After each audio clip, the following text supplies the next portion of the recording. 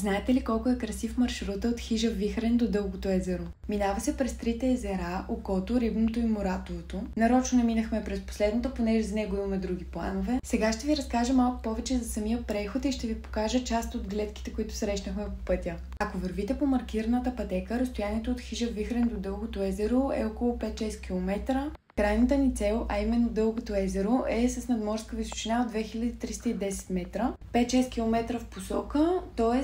за да се кача и да сляза ми отне около 4 часа и половина. Като пропускаме едно езеро от маршрута, вече казах защо. Между другото, ако решите и вие да отидете, трябва да знаете, че от 12 юли е забранено да се качваш с кола натам. Тоест варианта е само пеш. От този мост всъщност трябва да изберете маршрута, по който ще поемете.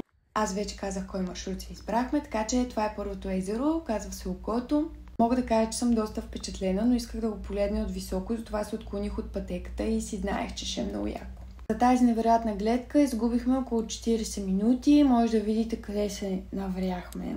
Разбира се, благодарение на мен, че кой друг. Когато жена каже, видях пътеката, сигурно съм натам, трябва да вървим. Не трябва.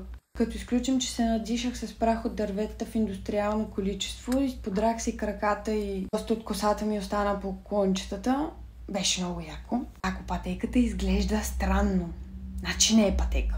Но пък тази гледка компенсира всичко останало. А през тази симпатична горичка трябваше да излезем отново измежду клоните, благодарение на мен. Така всеки път, като тръгнем някъде, си казвам, този път аз няма да говоря, ама нищичко няма да казвам, нито за посоки, просто ще вървя накъдето ме закарат.